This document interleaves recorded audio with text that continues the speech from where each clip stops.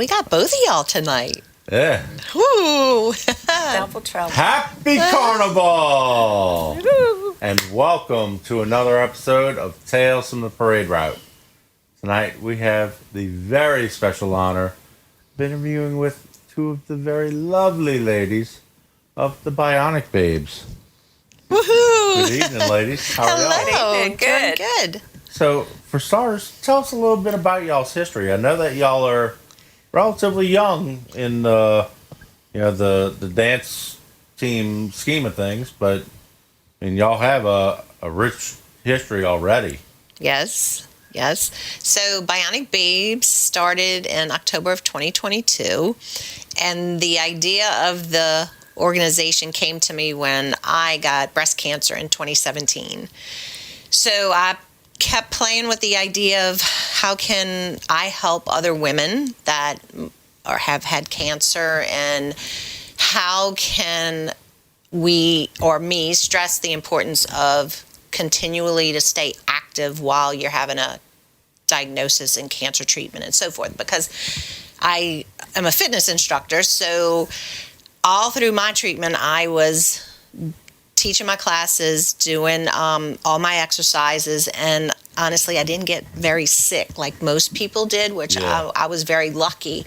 And I do attribute it to, at that time, I was very in shape at that time, and I just kept exercising. And I think all of that exercise and keeping your mind active and positive had a very good influence on or outcome to why I did not get as sick as other people may have. So anyway, I decided, how can I help other people? And I came up with the Bionic Babes idea, but I have to say my husband came up with the name, so I have to give him credit. We teeter-tottered on a lot of names, and idea came in 2017, 2018 came, and just a lot of different things were happening in my life. 2019, then we had COVID, and I'm thinking, oh my gosh, when is this thing going to get off the ground? And finally, by 2022, it finally happened. And it is a cancer survivors, medical professionals, dance and support group. So right now, we just completed our second year in October. And we have about 20, 22 women. It kind of fluctuates because we have about half are medical professionals, half are cancer survivors, but then some of the members have reoccurring cancer. So they're coming and going. And the beauty of it is they go do their treatment and they like, okay, as soon as I'm finished, I'm coming back. As soon as I get the approval, I'm coming back, So it's given that positive incentive of, I'm not going to sit on this sofa. I'm going to get better because I want to go back with the babes. Yeah. And it's the whole idea of that exercise, staying active, and, music and just dance is very good for the body. And so that's kind of how I came up with the idea, just from what I experienced, wanting to help other people. And that's how the Bionic Babes Dancers of Hope came into play. So to be a Bionic Babe, you just like to have fun and like music, and you could dance, you don't have to dance. And we just say, just reach out to us.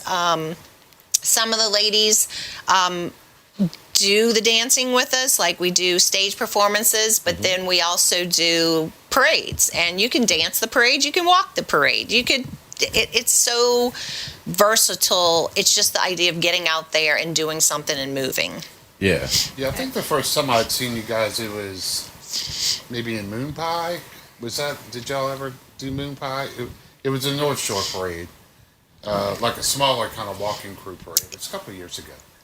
We did. The first time I'd seen y'all. We did a Christmas parade, in Covington, but I don't know about Moon Pie. No, Mardi Gras Day parade in Covington. I don't remember.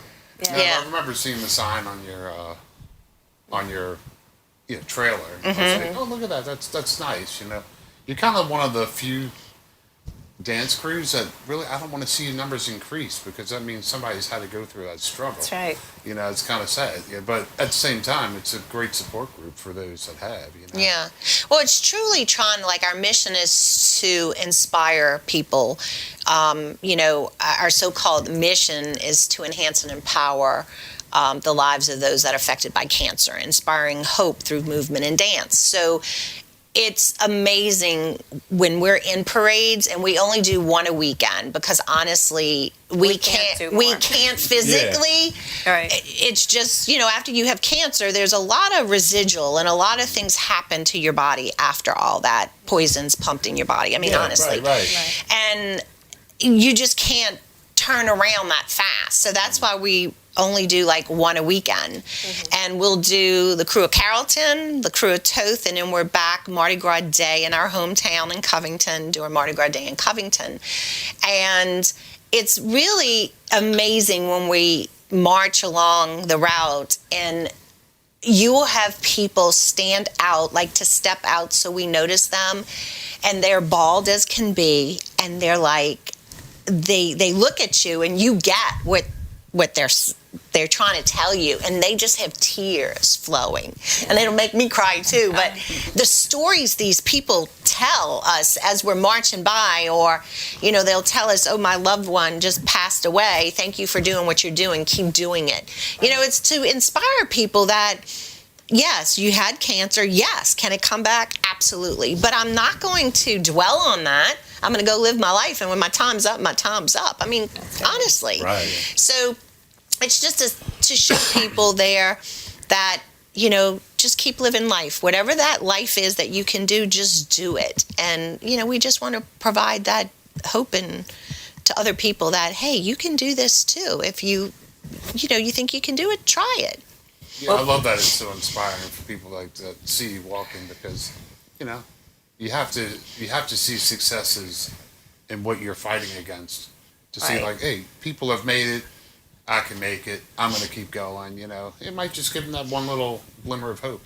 Yeah. We are not a normal Mardi Gras dance group. That's normal for sure. There's nothing normal about us. But we'll be dancing and we're like, okay, we have chemo brain, so we can't remember a lot of things sometimes. And you're so concentrating on what you're doing as you're dancing. And then you look over and you see, we're like, there's a crier over there, because they just come out and they start crying. A lot. And it's, to me, it's like, okay, I don't care if I'm messing up or whatever I'm doing, look at the effect we're having on people. So it's wonderful. And they will hug you, and it's just a totally different feel from probably with what other groups experience. Everybody experiences their own thing. Every group has their little niche that's so important to each group. And it just makes you feel good, like you are helping. You might have just passed somebody that they maybe just got diagnosed, or their world is crumbling, and then they see you, and that might just be like that little glimmer of hope, like, maybe I can do this. And you can do it. Just keep going until you can't go anymore. Yeah. So I know that, with the cancer world, color is an important thing. Like with the different ribbons, there's several different colors that I would say the world has understood and recognized. Obviously, pink is for breast cancer. I know brown is for, I think, prostate or something like that. I don't know if that's. I don't know. She's teal. I know the colors as we keep getting introduced to them. Right. Of what's on the team. But yes, there's many colors of cancer. Yes. We had a woman with melanoma. She had a black wig. I'm teal. I'm ovarian cancer. We've had an orange wig. That's the blood cancers, I believe. Are they red or orange? Google it. I know. I think a dozen or so. I think there's 35 colors. Oh, wow. I think there's 35. I read it somewhere, but I could totally be wrong. I don't know. But to you're saying, the colors all have meaning. And, I'm a teacher, so organization and color coding is all about it. Yeah. And it just happened. But the ladies that you saw in purple the other week, those are all the cancer survivors, because purple is the universal color for cancer. Yeah. And then there was medical professionals of the group are in the blue turquoise, because of course, medical, you think of doctors, it's always like blue. And then their wig color depicts what cancer they've had. So you'll see a lot of ladies have pink wigs, and people just think we chose pink. It's like, no, a lot, and that just shows you, and the statistics are very high too, on how many women will get breast cancer. It's phenomenal. And majority of our team is breast cancer, because that's why so many of them have pink wigs. Just a few, like Katie's teal, because she had ovarian cancer. But mainly it's either ovarian or breast cancer now that's on the team, which is amazing. And then the medical professionals, their wig color is plum, because that's universal color for a caretaker or supporter. So all of our colors have meaning. And then with the little bitty babe that I know we'll get to, the Bitty Babes costume, which is children that have had cancer, and their costume color is that beautiful gold color. Yeah. Because for childhood cancer, their universal color is gold. So you'll see as these Bitty Babes keep coming every year that we name, they have their costume in gold, and then their accent pieces, like they don't wear wigs. Number one, I asked them, I said, do you want to wear a wig? And usually I know it's going to be no. They don't want that. Yeah. I just give them big bows. I said, and I knew they didn't want a wig. I said, how about a big bow? And they like, yeah, a big bow. So their bows are their cancer color. Okay. So I have to say, when I was at whoever's house that was. For our Bitty Babe. Yeah. My girlfriend was with me, and she's a nurse, and I explained to her that the wigs, signified, what cancer you'd survived or were fighting. And she was like, oh, that one's a tough one to beat. That one's a tough one, I mean, I'm sure they're all tough, but some of them, the survival rate's very low. So, to have a few of them, ovarian cancer being one of them, right. Having to fight that fight and get through it is amazing. Yeah. Especially to be on a dance crew and having a good time again, because that's what it's all about. I am beating the odds right now. Yeah. I had an 85% chance of return for my cancer, and knock on wood, so far my cancer hasn't come back, and that's 7 years. Yay! So, yay! Congratulations. And I'm 6. Yeah. Yay! It's all those little steps. Yeah. And as our group goes, we don't ever talk about cancer. No. We're talking about who's making the Jell-O shots for the parade. Yeah. Right. We do. And what kind of food are we going to have? Yeah. What kind of food? Do we have all our food lined up? That's right. While it may be the topic per se that brought y'all together, y'all have much more important things to talk about. Like absolutely. You said. Who's bringing the fried chicken? Who's bringing the Jell-O shots? Who's bringing the the tunes, Yeah. The only time. You notice another teacher. Yeah. I have a theory that teachers make up like half of all dance crews. It's amazing how many teachers are in dance crews. Yeah, because they're so detailed in every, and sometimes it's like, Gina, I said, and it's that Catholic school education too. That's right. It's like, That's right. I'm like, okay, I can't help it. I said, that's what I'm used to. But. That's right. So you had kind of mentioned, something that's become very important to y'all.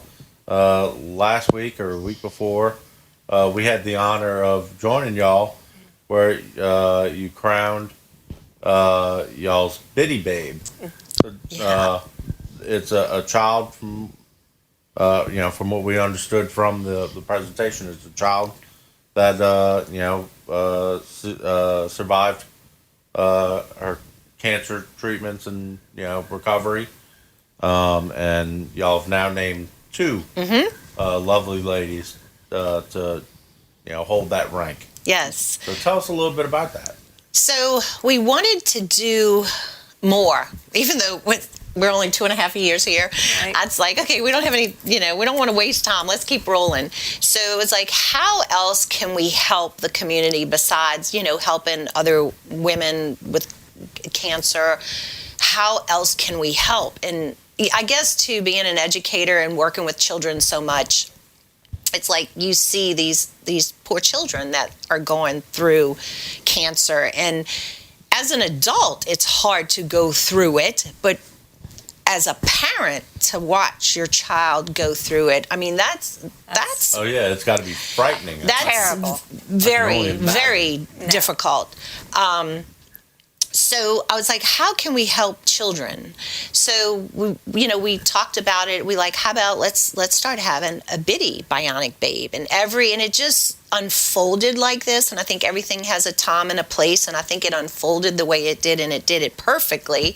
Last year we named our first bitty babe right before Mardi Gras, and that was Juju, and she had a ball. And what happens once we name them, we did kind of that little presentation that you guys saw that day. We did it for Juju, which, it was the first time. And as you do everything each year, you change it up a little bit. And we did it for Juju, and we told her she would be riding in the convertible in Carrollton. Carrollton has been wonderful. I approached them about it, and I said, we have this child that we named. Can she please ride in a convertible? We'll get the convertible and have her in the convertible. They said absolutely. And it's to make people realize this is real stuff that happens. A lot of people just see, like, they might just see Katie or me, and they see us as, smiling and happy, but you don't know what happened when we had to go through all that. And it's to make people realize, there's a lot more to all this, but you want to bring joy and just bring happiness to those families. So what we did was she was gifted a ride in the Carrollton Parade. And then this year, we named now, of course, Zoe is the bitty babe, the second. And it says, what great way would have Juju come knock on the door like you saw. Yeah. And it was so great that her mom, Juju's mom, was at the front door filming, because I didn't see what happened at the front door. I could only see it from the street. And when I got to see what happened when Zoe's mom opened the door, and what Zoe's mom said, what Jessica's Zoe's mom said to her, I was in tears crying. I'm thinking, oh my gosh. But she was so excited, and her mom said, I have not seen her this excited, because Zoe is 10. She's in 4th grade. And to be a bitty babe, you have to be between the ages of 5 and 10, because that's where we kind of capped it. And Zoe will actually be in the Carrollton Parade also. We're going to be between floats 20 and 21. So she will be in a beautiful little Mini Cooper, a blue car, this little blue convertible car. It's adorable. And she'll have, lots of throws. And we gift all that to the child. So everything that the family is doing, we gift all of this to the child. She does the parade. And then throughout the year, it's not like once you're a babe, you're forever a babe. Right. So throughout the year, from now on to ever, I'm saying, hopefully we're still here when they're 16, 17, 20 years old, That's right. And we just keep sending them stuff. So and they become bionic babes. Yeah, exactly, But it's just we give, we recognize, okay, it's Valentine's Day, it's their birthday, it's Christmas, just acknowledging and just making it fun for them. And Juju's mom told me, Juju asked her the other day, hey, Mom, when I'm going to get to go hang out with the babes again? It was too cute. She's 6 years old, and she wants to know when she's going to come. And I don't even know, at one time I went to her house, and I was dressed like this, not in my costume. And I told her, Mom, is she going to recognize me without being in costume? And she's gotten used to it now, but she goes, Miss Gina's coming over. She's like, okay, but it's really cute. Well, she had changed into her new outfit, or Bitty Babe outfit, like a quick change artist. She was in and out. Mm-hmm. I'm ready. Yeah. Yeah, she made Taylor Swift look slow. Yeah. That's right. So, in light of the fact that y'all are riding right in front of me, which is very exciting in Carrollton, and we have a special throw in Carrollton that we give. It's it's a shrimp boot that we decorate. So I made one for Zoe. Oh, she is going to love it. Oh my gosh! Oh my gosh! Look how cute! Look. I Kind of love matching it. uniform. And, Oh my. She's going to want the other foot to wear. I think Can they're you all make left one of foot. these every I know, left year? I can make you one every year. Oh my gosh, this is adorable. She'll love that. Oh, she'll love it. You know, I'm sure she's not going to lose memory of this at all, but at least yes. No. That's nice. This Very is so sweet. nice. Thank Oh my you. gosh, that's awesome. very I sweet. love it. Yes, thank you. Yeah, so I'm trying to think what else for her, but we just keep them in mind all year, whatever we do. Sometimes the performances we do, if it's a very family-oriented type of event, we'll ask, hey, do they want to come and do a little easy stage performance with us? And Juju did it. We were at the Mandeville Trailhead. It was Night Out Against Crime. And we came on stage, did the dance. It was a little something like we taught them at the reveal. Yeah. They kind of just, Juju knew it, but Zoe was learning it right then and there. But at the Mandeville Trailhead event we danced, and then at a part, it was kind of like part of the sea. Part of the sea. like right the up the proverbial middle. mosh pit. Yeah, we spread out, and then I think it was Katie and one of our other babes walked her up to get her to where she needed to be, and then we all took a knee, and then she started dancing when she stole the show. Yeah. So however we can incorporate them into anything we do it. And like Jessica, Zoe's mom said, she is just so excited. Like, she didn't take off the uniform. We had, they had places to go after. Yeah. She wanted to wear her uniform. I said, did she wear her uniform to bed? But, it's exciting for them. And especially, those children that are a little older, like Zoe, those are difficult ages they're getting to if they have residuals from the chemo that, when they had when she was younger. It's going to be really hard because those kids, they're tough on each other as they're growing up in that age group. But her mom says she's super excited for Saturday. She can't believe it's coming up this week, and we have fun with them. Yeah. I know last year Juju was in the convertible, and she's like, her dad said, we had a break in the parade, and her dad said, can she dance with you? Because she did not want to sit she didn't want to be in the... She didn't want to sit in the convertible. Yeah. She's like, she was ready to get down. She wanted to get into the parade. I have a feeling she's going to be part of the group before long. Yeah. She's part of the group already. Oh, yeah. She... when we stopped, there's, how in the parade you stop for a little while, and when her dad came to us and said, Juju's itching to get out of this convertible. Can she come and dance with y'all? I said, yeah, come on, bring her. So, we would stop because she can't march with us, but we stopped and we put her down. But then after, I'm like, I don't think anybody really saw her because, she was only like yay high. Right. I'm like, we need a stage for her. Yeah, platform. Yeah, I noticed that this weekend there was one of the dance teams that passed us that it must be like, one of them's daughter or baby sister or something to where, this girl couldn't have come up to my knee. She was like 3. And and she was all in the same costume as, the ladies who were with the group.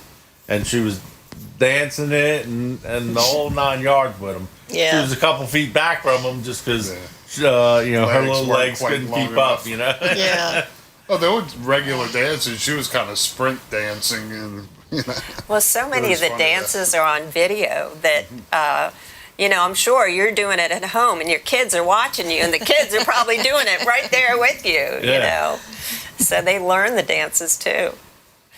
It's fun. We do a lot with the milkshakers, and we've had the honor of judging the tryouts a couple of times. Yeah. And you can see the family on the side dancing with them because they've watched them practice. So many times. Yeah. It's funny watching them go. I'm like, get all up there, come on. Right. Yeah. Tina had me come one time. I judged them. She had all the groups, like the Lolly. Judith was there because we all know each other, and we were kind of all there, and it was fun. It's just camaraderie, building camaraderie. Yeah. So we talk about dance, How do y'all come up with y'all's dance routines? So I am a former dancer. So my background is dance, and I coached dance teams and danced forever. I actually danced in Super Bowl 20 Really? when it was in New Orleans, like way back in 1986. Wow. Yeah. So I danced a lot. So me and another lady choreographed all the dances, and then you know, we have an app we all follow, and we'll teach it, and then they look at it on the app to learn it, and they'll come to practice, and we polish, and then we're ready to roll. So we only practice maybe once a week, and we practice on Sundays. But you know, it's a teacher. We run an efficient ship. Right, yeah. Do I have any kind of particular tryout, or is it like, hey, you're one of us, I hope you join?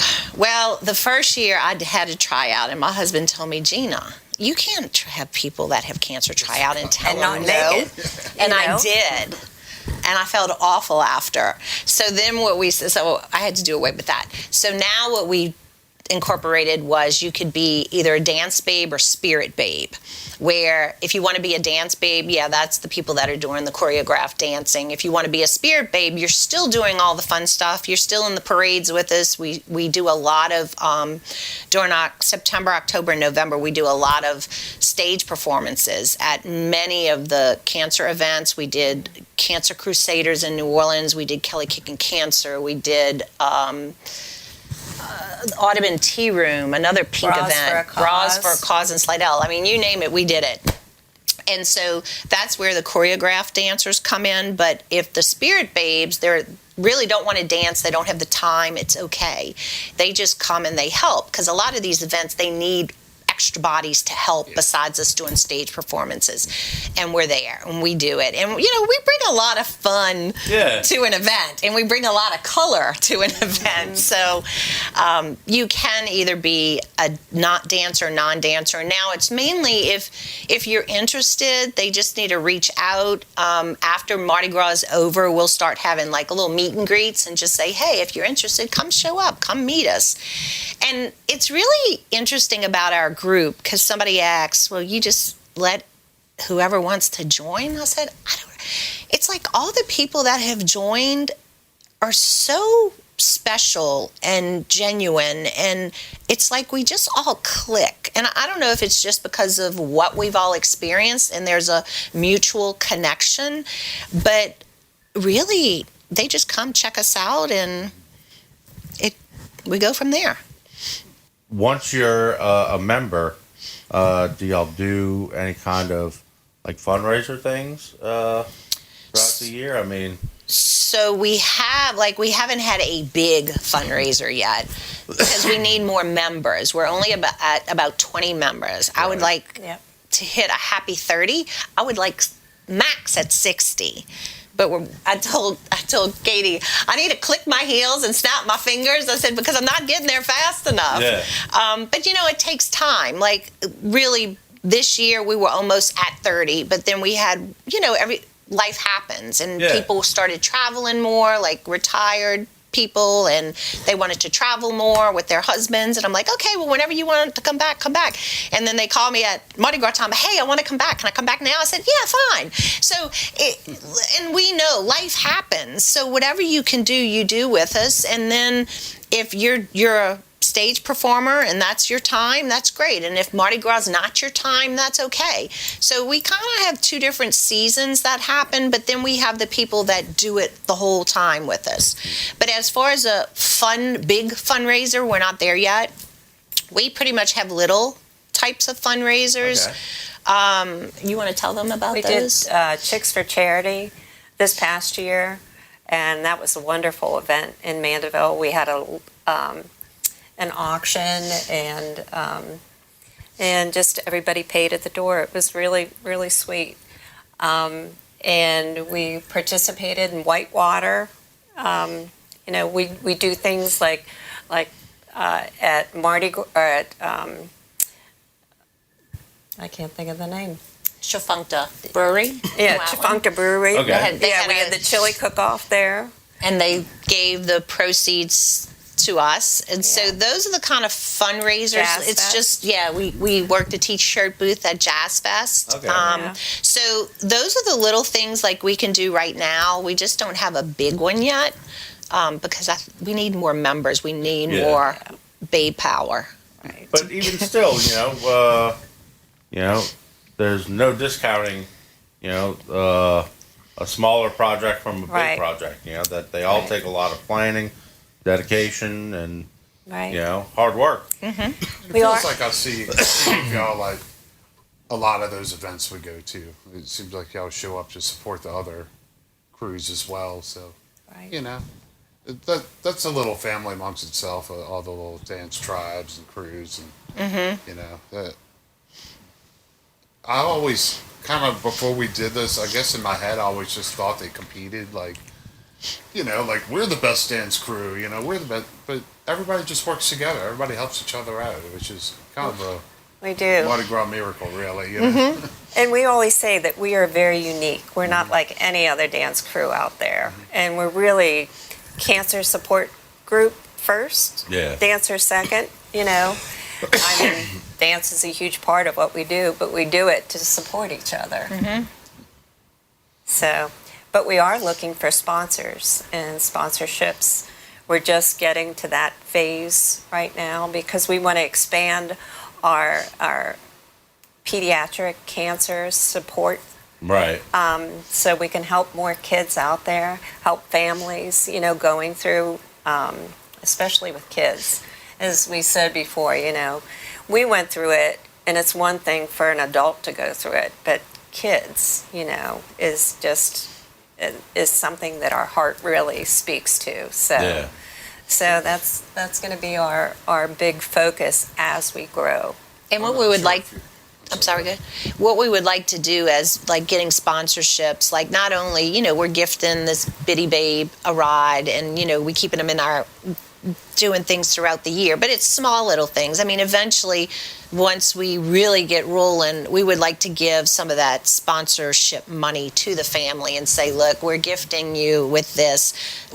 Use it for your medical bill. Because, everybody has health insurance, but health insurance isn't going to cover everything. Right. I mean, and people, I don't think people realize, I don't think people realize that just because you have health insurance doesn't mean that all those treatments, all those scans you have to get, all of that keeps adding up. It's not a miracle Sometimes that it's all paid for. There's flights to hospitals, flights, and it's hotel a rooms. lot. It's a lot.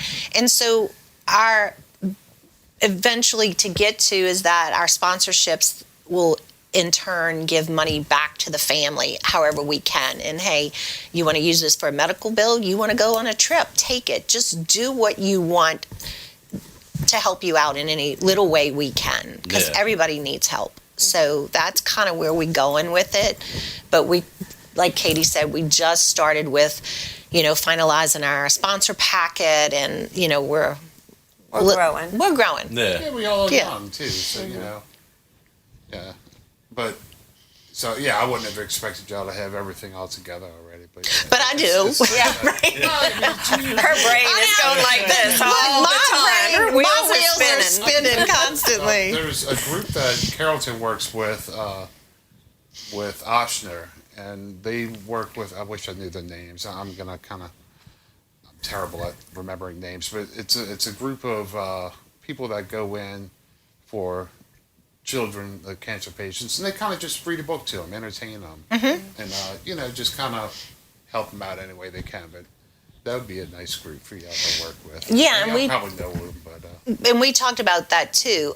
I would hope that when people are, making their plans for whatever events they're having, or the hospitals, I stalk Facebook, and I stalk as far as groups go, like as far as, what's Ochsner doing? Oh, what's LCMC doing? And they probably changed their name. What are they doing? There's a kid event, and I'll start screenshot picture, because that's how I get in contact with people. Right. But what we would like to do, besides, like I mentioned, all those events that we do for adults in September, October, November, when people are putting on their events, keep in mind the Bionic Babes. I mean, we come and do that. And then what happens is a lot of times those events will give us a kind donation for coming, because they'll say, well, how much are you going to charge? And I said, we just asked you to support our group and give us a kind donation for our time and to come perform for you. But as far as the hospitals, I see there's a lot of Christmas things that happen. There's a lot of Mardi Gras things. I would love for those hospitals to maybe start contacting us. All they have to do is reach out, and we would love. Are we back on? Yeah. Okay. One of the events that we've done before, philanthropic events, is the TLT, and that's mainly for gynecological cancers at LSU, and the money that goes to that is for people who need rides to chemo and taxi rides, and I mean just simplest things that you think of, but that's through LSU, and they have a similar program. Yeah, but definitely any of the hospitals with those children. I mean, we would love to go do stuff, things like that. Yeah.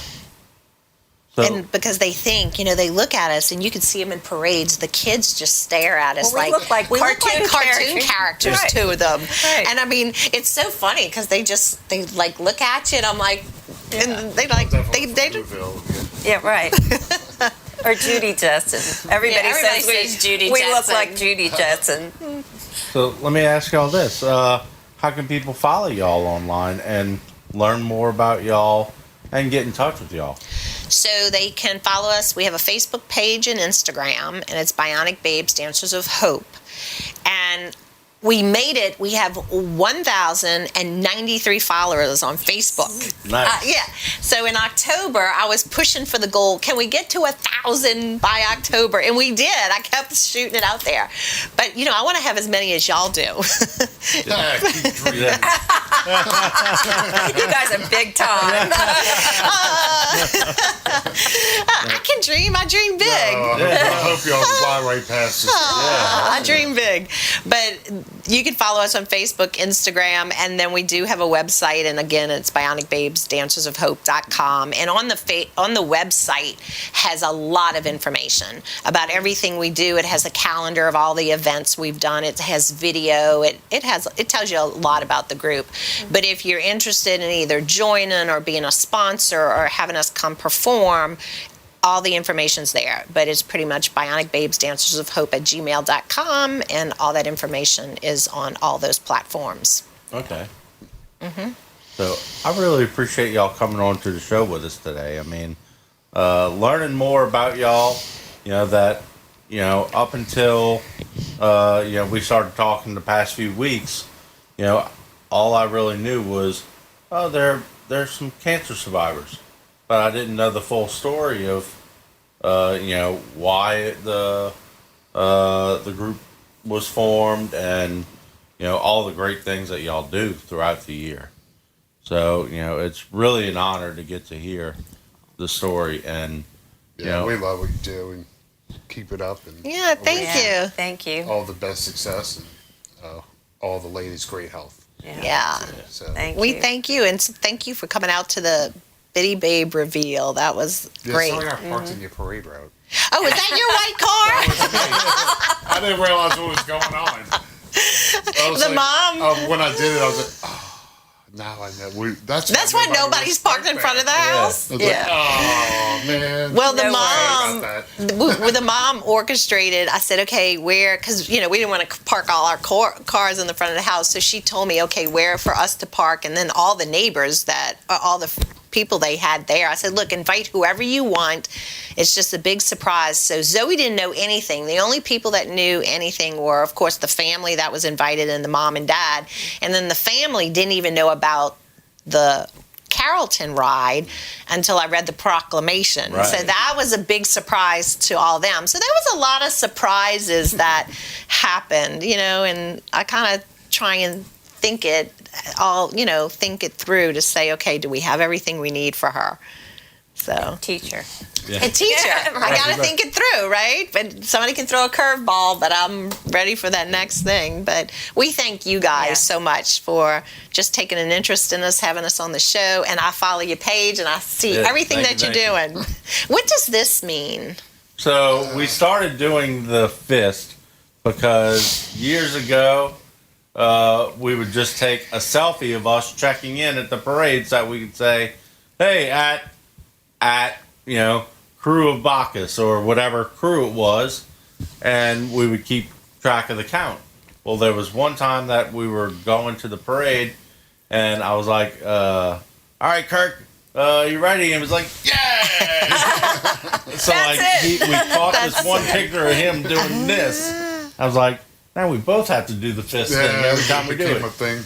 I know. I'm it- like, what's the deal with the fist? Yeah. See, Yeah, people that's- notice. A few Yeah. years ago, a buddy of ours photoshopped big butcher knives in each of our hands. Oh no. It was pretty funny looking. Yeah.